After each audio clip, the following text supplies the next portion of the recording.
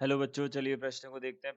प्रथम चतुर्थांश में वृत्त x की घात 2 प्लस y की घात 2 बराबर 4, रेखा x बराबर वर्गमूल 3y और एवं x एक्सिस द्वारा घिरे क्षेत्र का क्षेत्रफल ज्ञात कीजिए। तो हमें क्या करना है यहाँ पे, इस वृत्त और यह रेखा जो है उसका x एक्सिस से घिरे भाग का क्षेत्रफल ज्ञात करना है। तो सबसे पहले हम मुख्य अवधारणा लिख लेते हैं। देखिए, मुख्य अवधारणा हमारे पास क्या होगी।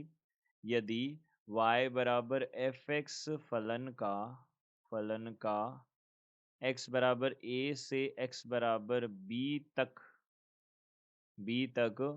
x अक्ष से घिरे भाग का x अक्ष से घिरे भाग का x अक्ष से घिरे भाग का क्षेत्रफल ज्ञात करना हो, का क्षेत्रफल ज्ञात करना हो तो हमारे पास सूत्र क्या होता है। देखिए, समाकलन a से b F x D x होता है, यह हमारे पास सूत्र होता है। तो सबसे पहले हम क्या कर लेते हैं। देखिए, जो हमारे पास वृत्त दिया हुआ है x की घात 2 प्लस वाई की घात 2 बराबर 4 है। तो यहाँ पे इसका जो मानक रूप होता है वह क्या होता है हमारे पास, x की घात 2 प्लस वाई की घात 2 बराबर a की घात 2 होता है। यहाँ पे a क्या होता है, त्रिज्या होती है। a तो क्या होती है, इसकी त्रिज्या। और इसी प्रकार से 0,0 इसका क्या होता है, केंद्र होता है, यह होता है। तो हमने यह बोल दिया, यह केंद्र होता है।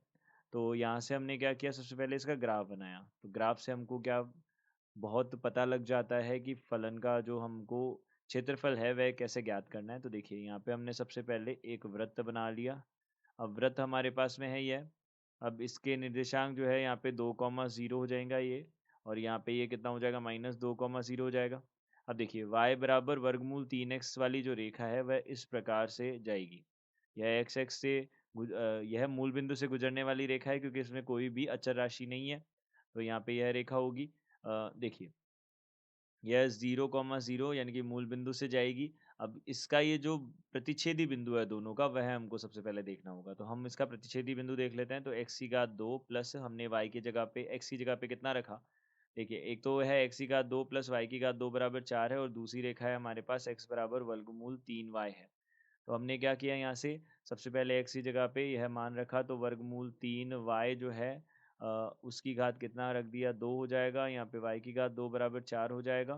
तो यहाँ से हमने देखा 3y की घात 2, और ये कितना हो जाएगा, 4y की घात 2 हो जाएगा, यह बराबर 4 हो जाएगा। यहाँ से y की घात 2 बराबर कितना आ जाएगा, 1। तो हम बोल सकते हैं y बराबर +-1 आ जाएगा। अब y का मान यदि हमारे पास +-1 आ गया, तो हम इसके संगत x के मान भी ज्ञात कर सकते हैं। तो y यदि हमारे पास में क्या है, +-1 है, तो यहाँ पे x जो है वह क्या हो जाएगा। देखिए, x के मान आ जाएंगे हमारे पास में संगत +-√3 आ जाएंगे, वर्गमूल 3 आ जाएंगे। तो यहाँ से हम बोल सकते हैं यह जो है, यह जो बिंदु है इसका x निर्देशांक जो है, इसका x निर्देशांक हमारे पास में क्या हो जाएगा, वर्गमूल 3 हो जाएगा। तो यहाँ से हमें क्या करना है, देखिए x एक्स इस रेखा और वृत्त से घिरे भाग का क्षेत्रफल, यानी कि ये वाला क्षेत्रफल हमको ज्ञात करना है। तो हमारी सीमाएं जो हैं वह क्या हो जाएगी, सबसे पहले तो हमें 0 से वर्गमूल 3 तक जाना होगा, जिसमें रेखा शामिल होगी। और उसके बाद में हमारे पास क्या होगा, वर्गमूल 3 से 2 तक होगा, जहाँ हमारा क्या शामिल होगा, यह वृत्त शामिल होगा। तो यहाँ से हम क्या बोल सकते हैं, सबसे पहले देखिए वृत्त का समीकरण देख लेते हैं। वृत्त में y का समीकरण देख लेते हैं। तो x की घात 2 प्लस वाई की घात 2 बराबर 4 है। तो यहाँ से हम बोल सकते हैं y बराबर कितना आ जाएगा, y की घात 2 बराबर 4 माइनस एक्स की घात 2 आ जाएगा। और यहाँ से y बराबर कितना आ जाएगा, प्लस माइनस वर्गमूल 4 माइनस एक्स की घात 2 आ जाएगा, यह बन जाएगा।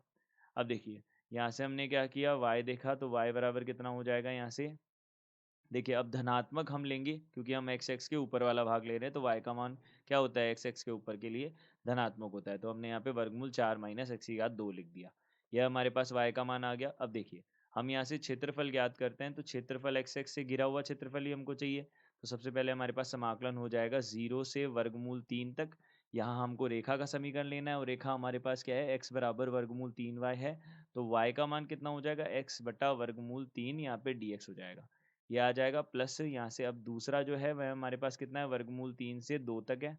तो वर्गमूल 3 से हमने 2 तक भेजा, और जो y का मान है हमको पता है वह कितना है, वर्गमूल 4 माइनस एक्स की घात 2 dx है, यह है।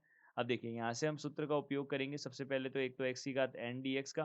तो एक्स की घात n dx क्या होता है हमारे पास में, एक्स की घात n+1 बटा n+1 प्लस सी होता है। इसी प्रकार से जो समाकलन होता है वर्गमूल ए की घात 2 माइनस एक्स की घात 2 dx, यह कितना होता है? यह होता है हमारे पास x बटा 2 वर्गमूल ए की घात 2 माइनस एक्स की घात 2, और यहाँ से प्लस ए की घात 2 बटा 2, यहाँ पे साइन प्रतिलोम x बटा a, और यहाँ पे प्लस c होता है। यह दो सूत्रों का हम यहाँ पे उपयोग करेंगे। तो हमने इन दो सूत्रों का उपयोग किया, तो यहाँ पे 1 बटा वर्गमूल 3 को हम बाहर ले सकते हैं, और यहाँ जो है यह क्या बन जाएगा? x की घात 2 बटा 2 बन जाएगा, x की घात 2 बटा 2 बन जाएगा, और यहाँ से कितना हो जाएगा? सीमा हो जाएगी हमारे पास 0 से वर्गमूल 3। यह 0 से वर्गमूल 3 हो जाएगी हमारे पास में। अब देखिए प्लस यहाँ से कितना हो जाएगा? देखिए यहाँ से हमारे पास में इसका समाकलन हो जाएगा x बटा 2 वर्गमूल 4 माइनस एक्स की घात 2 हो जाएगा, यहाँ बन जाएगा 4 माइनस एक्स की घात 2, और यहाँ हो जाएगा प्लस ए की घात 2 यानी कि 4 बटा 2, यहाँ से कितना हो जाएगा? साइन प्रतिलोम x बटा ए यानी कि x बटा 2 बन जाएगा, यह बन जाएगा हमारे पास में। और इसकी जो सीमा है वह कितनी लग जाएगी? वर्गमूल 3 से 2 तक लग जाएगी, यह हमारे पास चला जाएगा, यह बन जाएगा। अब देखिए इसको हल कर लेते हैं हम। तो देखिए हमने सबसे पहले ऊपरी सीमा रखी, तो 1 बटा वर्गमूल 3, यहाँ पे ऊपरी सीमा कितनी है? 2 तो हम बाहर ले सकते हैं, तो वर्गमूल 3 की घात 2 माइनस 0 की घात 2 बन जाएगा, और यहाँ से प्लस यहाँ पे हमने मान रखा 2, तो 2 बटा 2, यहाँ पे वर्गमूल 4 माइनस 4 हो जाएगा, जो कि 0 के बराबर चला जाएगा, और प्लस यहाँ से 2, यहाँ पे कितना हो जाएगा? साइन प्रतिलोम, यहाँ पे 2 बटा 2 आ जाएगा एक तो, और फिर माइनस, यहाँ पे माइनस का रखा, तो यहाँ पे वर्गमूल 3 बटा 2, यहाँ पे वर्गमूल यहाँ पे कितना हो जाएगा? 4 माइनस यहाँ पे 3 बनेगा, तो 1 आ जाएगा ये, तो 1 आ जाएगा यहाँ पे, प्लस यहाँ पे 2। अब देखिए यहाँ पे माइनस का चिन्ह आएगा, क्योंकि यहाँ पे हमारे पास बाहर यहाँ पे क्या होगा? निम्नतम सीमा को हम निम्न सीमा को रख के फिर माइनस करते हैं, तो यहाँ पे यह बनेगा, और यहाँ पे साइन प्रतिलोम यहाँ वर्गमूल 3 बटा 2 बन जाएगा, यह बन जाएगा। अब देखिए इसको हल कर लेते हैं, तो यहाँ से 3 बन जाएगा यह, तो 3 बटा, अब 3 बटा वर्गमूल 3 है, तो वर्गमूल 3 ऊपर आ जाएगा, यहाँ पे वर्गमूल 3 बटा 2 बचेगा, यहाँ पे प्लस, यहाँ पे देखिए 2 गुणा साइन प्रतिलोम 1 जो होता है वह हमारे पास पाई बटा 2 होता है, तो पाई बटा 2 लिख दिया, फिर माइनस वर्गमूल 3 बटा 2, यहाँ पे कितना हो जाएगा? माइनस, यहाँ से देखिए यहाँ से हमारे पास साइन प्रतिलोम 3 बटा 2 जो होता है वह 60 होता है, तो यहाँ पे 2 पाई बटा 3 हम यहाँ पे लिख सकते हैं, या 2 पाई बटा 3 हो जाएगा, तो वर्गमूल 3 बटा 2 से वर्गमूल 3 बटा 2 कट जाएगा, यहाँ से कितना हो जाएगा? पाई माइनस 2 पाई बटा 3 हो जाएगा, यानी कि पाई बटा 3 बन जाएगा यहाँ पे। तो यह हम बोल सकते हैं पाई बटा 3 वर्ग इकाई हमारे पास क्या हो जाएगा? वर्ग इकाई। यह इसका क्या हो जाएगा? क्षेत्रफल हो जाएगा। तो हम बोल सकते हैं दिए गए प्रश्न का उत्तर यह है। आशा करते हैं आपको समझ आया होगा। धन्यवाद।